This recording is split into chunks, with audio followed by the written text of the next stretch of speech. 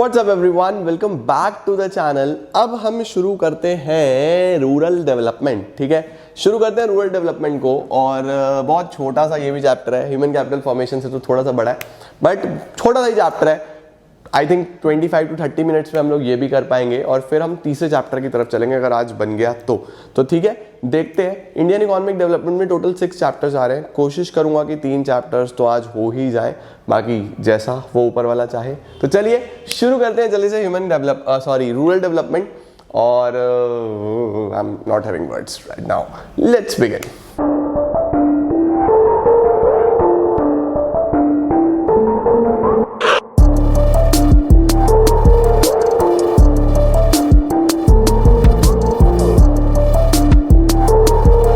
मुझे Indian economic development सबसे आसान इसलिए लगता है क्योंकि आधी से ज्यादा चीजें तो इसमें कॉमन सेंस की होती हैं। कुछ चीजें तुम समझ के चल लो। चैप्टर का नाम फिर से रूरल डेवलपमेंट, पिछला ह्यूमन कैपिटल का फॉर्मेशन, रूरल डेवलपमेंट यानी रूरल एरियाज का डेवलपमेंट। तो this chapter is all about कि रूरल एरियाज में किस तरीके से डेवलपमेंट हो सकता है। क्या सिर्फ एग्रीकल्चर ही एक सोर्स है या फार्मर्स के पास, क्योंकि इंडिया में एग्रीकल्चर एक सीजनल ऑक्यूपेशन है, आधा टाइम वो खाली रहते हैं, क्या कुछ और भी हो सकता है जैसे पोल्ट्री फार्मिंग, लाइफ स्टॉक में पोल्ट्री हो गया, शीप्स गोट्स हो गया, बफेलोज हो गया, क्या ये भी उनके लिए एक बिजनेस का ऑप्शन है? ये सारी चीजें हम लोग आज देख के चलते हैं। चलो यार, रूरल डेवलपमेंट में सबसे पहले मैं बात करता हूँ रूरल डेवलपमेंट होता क्या है। लो यार, तुम्हें लगता है क्या इस तरीके का सवाल तुम्हारे से पूछा जाएगा? लगता है? पढ़ लो फिर। Rural development refers to continuous and comprehensive socio economic process. Definition पूछ सकता है, पढ़ लो। कॉन्टिन्यूअस और कॉम्प्रिहेंसिव, लगातार होना चाहिए, यानी एक बार हुआ उसके बाद बात ही नहीं करी किसी ने। और कॉम्प्रिहेंसिव यानी पूरा डिटेल्ड में होना चाहिए। सोशो इकोनॉमिक प्रोसेस, सोसाइटी का भी बेनिफिट हो और पैसा भी कमाया जाए।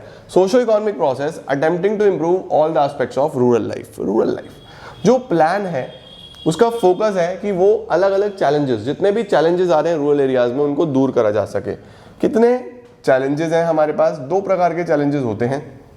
एक वो जो बहुत पुराने समय से चलते आ रहे हैं, उनको बोलते हैं लिंगरिंग चैलेंजेस, जैसे कि रूरल क्रेडिट, पैसे की समस्या, रूरल मार्केटिंग। पैसा हो गया, सामान बना लिया, अब मार्केट कैसे करें, किसे बेचें, कहाँ पे जाके बेचें। तो ये 2 समस्याएं बहुत पुरानी हैं, जैसे एक रूरल क्रेडिट और एक रूरल मार्केटिंग। बोलते क्या है? लिंगरिंग। एमर्जिंग, अब जो नए नए चैलेंजेस डेवलप हो रहे हैं day to day rural areas में। Number 1, options of livelihood other than farming. शुरुआती मैंने इससे करी थी कि अगर किसान खेती ना करे तो क्या additionally as a second source of income उसके पास कोई और ऑप्शन है? दूसरा, ऑर्गेनिक फार्मिंग। क्या हम ऑर्गेनिकली भी फार्मिंग कर सकते हैं without chemical fertilisers, without chemical pesticides, insecticides? क्या ऑर्गेनिक फार्मिंग भी हो सकता है यूजिंग ऑर्गेनिक प्रोडक्ट्स, चाहे वो काउ डंग हो, चाहे वो एनिमल वेस्ट हो, क्या उनसे भी हो सकता है? तो ये सारी चीजें इसके अंदर है। हमें मेनली ये 1, 2, 3 टॉपिक्स ही पढ़ने हैं। इसको एक बार जरूर रीडिंग लगा देना। कोई भी टॉपिक जो डिलीटेड है उसकी रीडिंग जरूर लगा के जानी है, सो दैट अगर एक आधा क्वेश्चन आ भी जाए तो हो जाए। चलिए जी, शुरू करते हैं चैप्टर को चैलेंजेस के साथ। चैलेंजेस में इधर से शुरू करते हैं, रूरल और मार्केटिंग, क्रेडिट और marketing. Starting with credit. Rural credit means credit for farming, खेती के लिए जो पैसा चाहिए। ठीक है, अब पैसे की जो जरूरतें हैं वो 3 प्रकार की हो सकती हैं। कौन कौन से 3 प्रकार की होती हैं सर?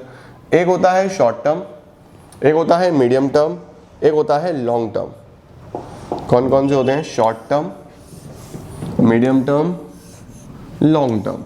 इसमें पीपीटी में ना थोड़ा इधर उधर हो गया टाइम पीरियड, तो कोई बात नहीं, स्टिल मैं आप लोगों को दिखा देता हूँ। सबसे पहले अगर शॉर्ट टर्म की बात करूँ तो शॉर्ट टर्म होता है कि जो पैसा आपको बहुत छोटे समय के लिए चाहिए, लाइक बिल्कुल अप टू मैक्सिमम 12 मंथ्स।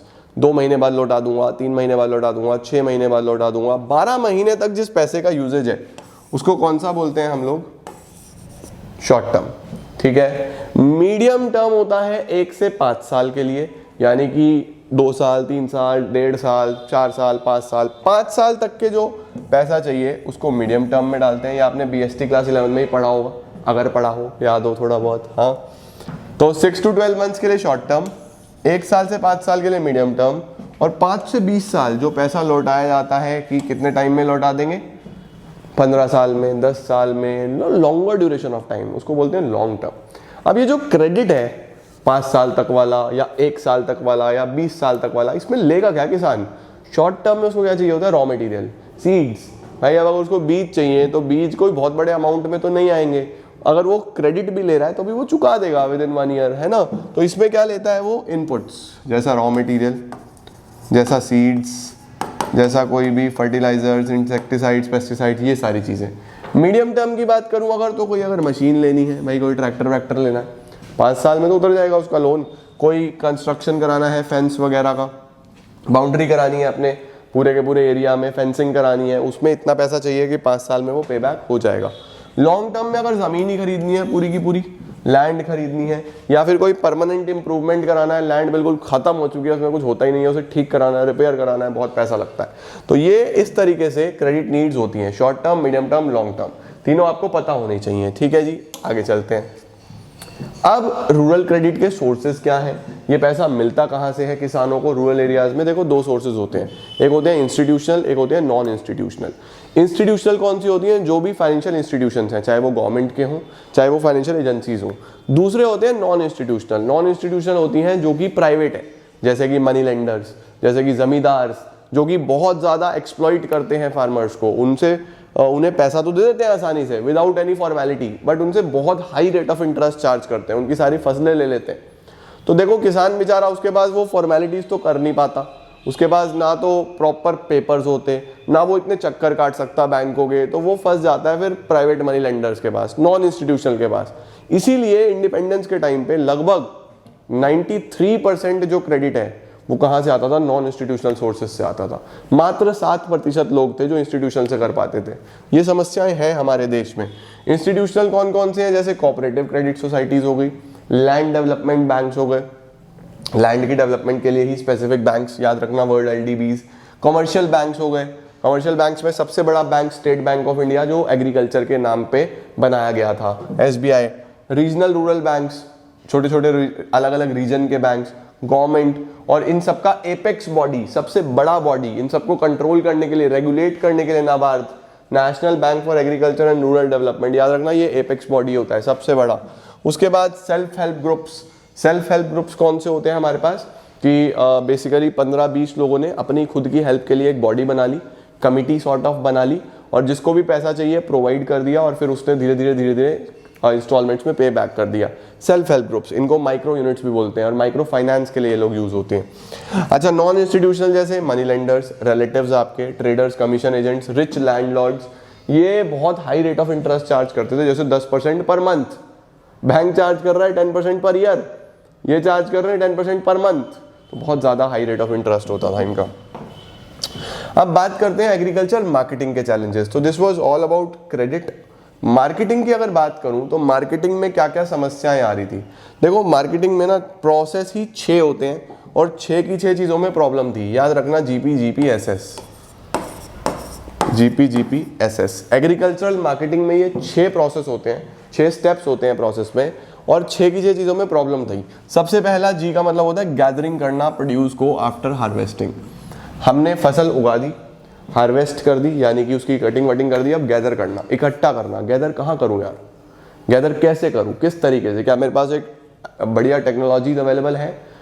हाथों से करते हैं, बहुत समय लगता है, बहुत एनर्जी लगती है, बहुत एफर्ट लगता है, तो ये भी प्रॉब्लम है। पहला तो प्रोसेस है। दूसरा प्रोसेसिंग करना। प्रोसेसिंग का मतलब उसकी क्लीनिंग करना, अलग अलग करना। तो पहले कटिंग करो, हार्वेस्टिंग करो, फिर उसकी प्रोसेसिंग करो। प्रोसेसिंग के लिए भी हमारे पास मशीनें नहीं है। नंबर 3 ग्रेडिंग करना। ग्रेडिंग तो सब समझते हैं, क्वालिटीज़ के बेसिस पे अलग अलग करना। जैसा हम बोलते हैं कि राइस है जी, एक राइस है 100 रुपीज़ kg, बहुत बढ़िया है जी, एक 75 पर kg, एक 50 पर kg, एक 40 पर kg, एक 20 पर kg। तो ये ग्रेडिंग हुई है एज पर क्वालिटीज़। तो ग्रेडिंग करना अलग अलग। उसके बाद पैकिंग करना, पैकेजिंग के लिए सबके लिए पैसा चाहिए, पैकेट्स बनाने। उसके बाद स्टोरिंग करना। स्टोर करना है तो कहाँ पे स्टोर करूँ, क्योंकि प्रोड्यूस एक बार बंद हो गया, अब हाथों हाथ तो नहीं बिकेगा सारा, तो स्टोरिंग करने के लिए वेयर हाउसेज वगैरह चाहिए, स्टोरेज।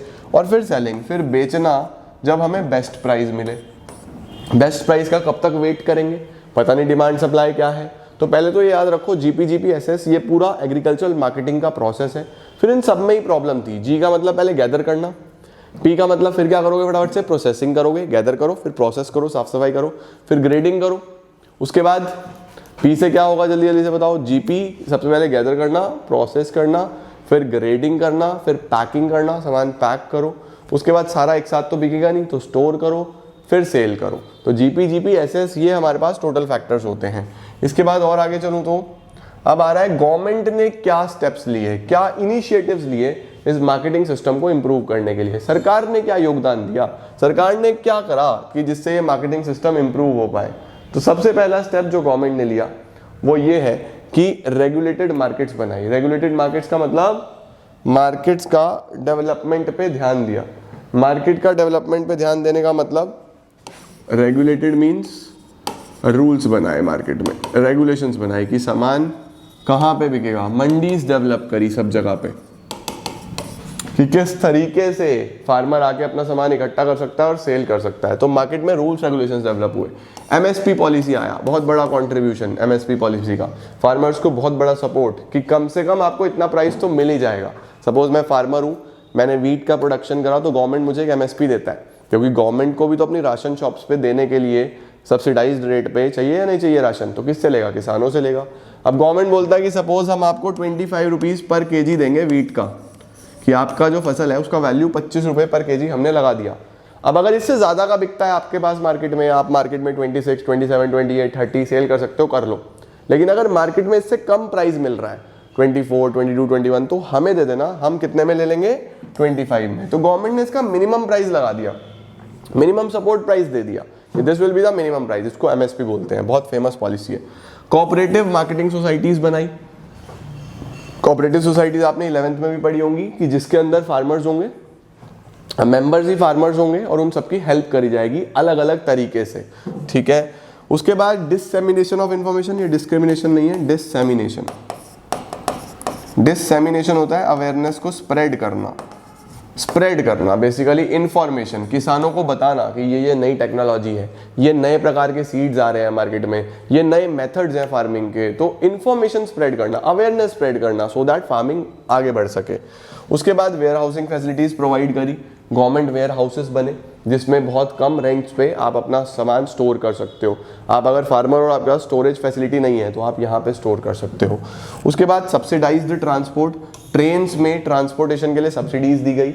आप अपने सामान को, आप अपने प्रोड्यूस को एक सिटी से दूसरा सिटी ले जा सकते हो सेल करने के लिए, वो भी सब्सिडाइज्ड रेट पे। सब्सिडाइज मतलब सस्ता।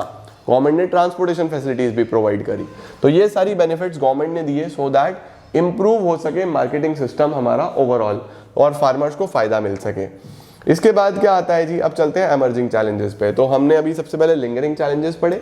लिंगरिंग चैलेंजेस में रूरल क्रेडिट और रूरल मार्केटिंग। क्रेडिट में नीड्स कहाँ से पूरी हो सकती हैं और किस तरीके से एक्सप्लॉयटेशन करते हैं और फिर उसको किस तरीके से ठीक करा जा सकता है। मार्केटिंग GPGPSS, और गवर्नमेंट ने क्या करा मार्केटिंग को इंप्रूव करने के लिए। अब आ जाते हैं एमर्जिंग चैलेंजेस पे। एमर्जिंग है जो आजकल चल रहा है सबसे बड़ा, the employment sources other than agriculture. कि किसान अगर 6 महीना खेती करेगा, 6 महीना खाली है तो वो क्या करे, कौन कौन से उसके पास सोर्सेज हैं। तो सबसे पहले और सबसे बड़ा होता है live stock farming. Live stock में भी जो सबसे बड़ा शेयर है हमारे देश में वो पोल्ट्री फार्मिंग का है, लगभग 58%। थोड़ा बहुत डेटा NCERT से मैच कर लेना, इधर उधर हो सकता है क्योंकि माइंड में अब इंसान ही है भाई, तो थोड़ा बहुत एक आधा % इधर उधर हुआ तो चेक कर लेना, बट यही आई थिंक था 58% सबसे ज़्यादा मतलब लाइव स्टॉक फार्मिंग करते हैं। लाइव स्टॉक फार्मिंग का मतलब क्या होता है, पोल्ट्री, हेंस, चिकन्स, हेंस, उसके बाद बफलो, गोट्स, बफलो काउज हो गए, गोट शीप्स हो गए, ये सब पोल्ट्री फार्मिंग में आ जाता है। पोल्ट्री नहीं, लाइव स्टॉक फार्मिंग में आ जाता है। पोल्ट्री में तो हेंस वो आते हैं, चिकन्स। तो बेसिकली अगर एक किसान अपना primary source of occupation agriculture रख रहा है तो सेकेंडरी सोर्स वो ये लाइव स्टॉक फार्मिंग रख सकता है, ठीक है ना। लाइव स्टॉक फार्मिंग रखे, एनिमल हस्बेंड्री रखे, होना चाहिए। फिशरीज जो हमारी वाटर बॉडीज होती हैं, ये हमारे बहुत सारे इंडिया के एरियाज में this is a main source of occupation, fisheries, जिसमें हम मछली में डील करते हैं, फिश में डील करते हैं, राइट। उसके बाद हॉर्टिकल्चर। हॉर्टिकल्चर हमारे फ्लावर्स हो गए, फ्रूट्स हो गए, वेजिटेबल्स हो गए, हनी हो गया, है ना। तो ये भी एक बहुत बड़ा बिजनेस है। फ्लावर का बिजनेस बहुत कम दिखता है बट इंडिया में बहुत बड़ा बिजनेस है फ्लावर का बिजनेस भी। इस चीज़ के बारे में आपको नहीं पता होगा, शायद आपने कभी सुना भी ना हो सकता है पता हो आपको। तो फ्लावर का बिजनेस भी एक बहुत बड़ा बिजनेस है। Flower business, fruits, vegetables, Honey, इस तरीके की चीज़ें, हॉर्टिकल्चर। उसके अलावा जो छोटी छोटी हैंडमेड्स हमारे आर्टिसंस हैं, क्राफ्ट्स पर्सन हैं, जो हाथों से बने हुए सामान बनाते हैं, उनके लिए कॉटेज और हाउस होल्ड इंडस्ट्रीज़, ये सारे ऑप्शंस आज भी अवेलेबल हैं एक किसान के पास रूरल एरिया में, एक फार्मर के पास, या कोई भी इंसान जो रूरल एरिया में रह रहा है वो फार्मिंग के अलावा इन सारे ऑप्शंस को भी अडॉप्ट कर सकता है फॉर एम्प्लॉयमेंट आउटसाइड एग्रीकल्चर। तो यही सारे ऑप्शन रहते हैं हमारे पास और this was the last topic of the chapter. हमने चैप्टर कंप्लीट करा।